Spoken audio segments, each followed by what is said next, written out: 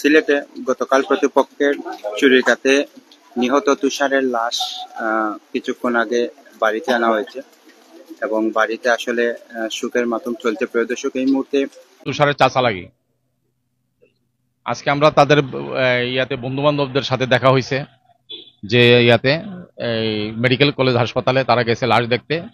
তখন তারা বললো আর কি যে এই মিশনের 10 জন ছিল, তারা 5টা হুন্ডায়, আর ওর সাথে যে মারা গেছে তার সাথে তার ফ্রেন্ড আরেকজন ছিল, সে তাকেও স্টেপিং করা হয়েছে, তার হাতে স্টেপিং হয়েছে আর কি, সে পালায়ে গেছে। হ্যাঁ, দুইজন, তারা দুই ফ্রেন্ড ছিল আর কি, ওরাই সে অ্যাটাক করছে আর কি। না না, কিন্তু তাহলে তো ওকে কেন স্টেপিং করলো? ও তো স্টেপিং খেয়ে পালাইছে। নিহত তুষারের বাড়িতে আমরা আছি এবং সর্বশেষ পরিস্থিতি জানার চেষ্টা করছি। মামলায় লড়বো আমি। ছেলের মামলা আমি অবশ্যই লড়বো। এটা কত বড় কঠিন হবে আপনার জন্য?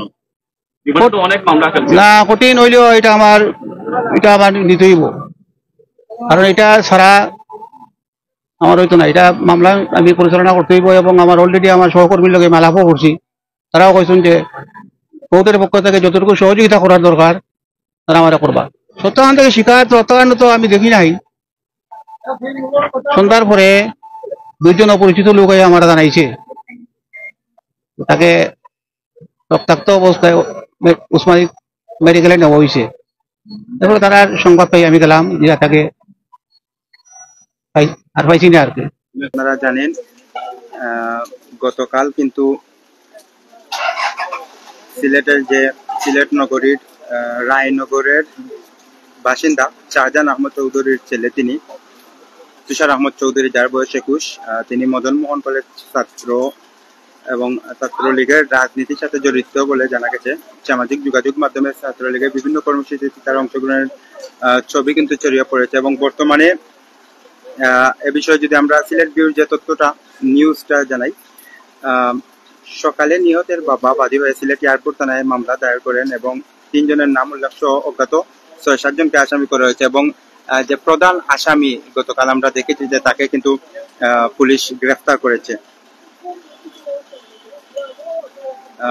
গত মঙ্গলবার রাত 10টার দিকে আসলে নগরীর শাহিদ গাস্ত দলদলি চা বাগানে এই ঘটনাটি ঘটে। আসলে খুবই মর্মান্তিক। আসলে এই চুরিকাতে তাকে হত্যা করা হয়েছে। খুনের ঘটনায় পুলিশ রাতেই কিন্তু জাভেদ আহমদ নামে একজনকে গ্রেফতার করেছে। তাকে নগরীর আম্বরখানা বড় বাজারের একটি বাসা থেকে আসলে গ্রেফতার করা হয়েছে। একটু আপনাদেরকে যেহেতু জানার চেষ্টা করি, গতকাল যে পূর্ব শত্রুতার জের ধরে আসলে এমনটা হয়েছে এবং বর্তমান যে পরিস্থিতি, আসলে ওনার বাবার সাথে আসলে কথা বলার চেষ্টা করব, যদিও আসলে সেই মন মানসিকতা ওনার নেই আসলে কথা বলার। তারপরেও আমরা একটু কষ্ট করে আঙ্কেল যদি একটু বলতেন গতকালকে যে এই মর্মাহত যে ঘটনাটা এবং আপনার হত্যা করা হয়েছে, এই বিষয়ে আপনি মামলাও করেছেন, সর্বশেষ পরিস্থিতি যদি জানাতেন কোন পর্যায়ে আছে? সর্বশেষ পরিস্থিতিতে আমি তো মামলা করছি আজকে, এখন মামলার কিছু তো বলতে পারবো না। মামলা তো ইনভেস্টিগেশন, আন্ডার ইনভেস্টিগেশন। আর মানসিক অবস্থা তো আপনারাই বুঝতেছেন আমার কিরকম অবস্থা।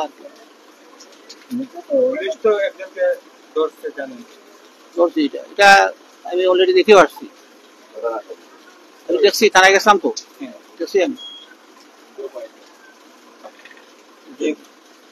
আসলে কথা বলার মতো মন মানসিকতা ওনার নেই। আসলে যে হারায় সেই বুঝে ওনার সন্তান।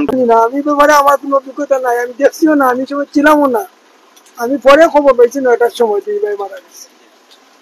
তো আসলে আত্মীয় স্বজন আসলে তার লাশ দেখতে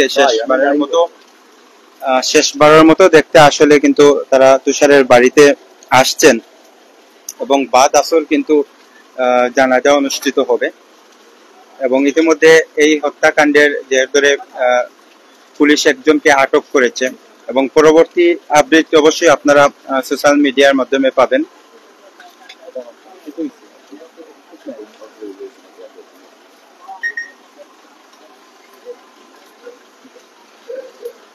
আবারও যদি জানিয়ে দেই প্রিয় দর্শক, আসলে অনেকে যুক্ত হয়েছেন, গতকাল যে শাহিদ গাস্তর দলদলি চা বাগানে যে একটি হত্যাকাণ্ড ঘটে, সেই হত্যাকাণ্ডে পূর্ব শত্রুতার জোর ধরে তুষার আহমদ চৌধুরী, যার বয়স 21, যিনি রায়নগর এলাকার বাসিন্দা, শাহজাহান আহমদ চৌধুরীর ছেলে।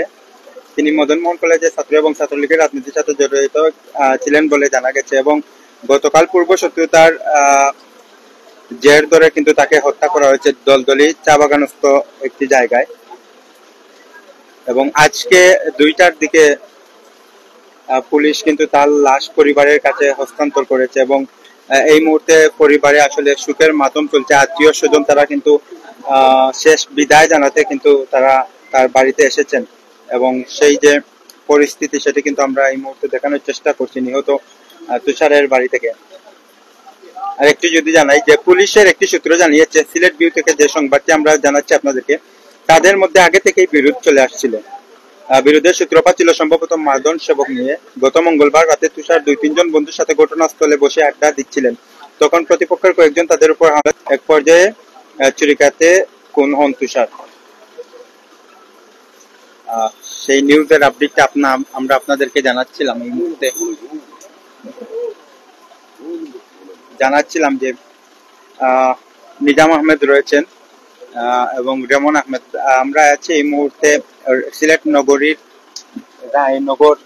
রায়নগর এলাকায়। আসলে এই ঘটনাটি, জি, রায়নগর দর্জীবন এলাকায় আছি, এবং তুষারের নিজ বাড়িতে তাকে শেষ বিদায় জানাতে কিন্তু আত্মীয় স্বজন বন্ধু বান্ধব যারা আছেন তারা এসেছেন, এবং যতটুকু জানা গেছে বাদ আসর কিন্তু বাড়ির পাশেই একটি মসজিদে জানাজার নামাজ অনুষ্ঠিত হবে।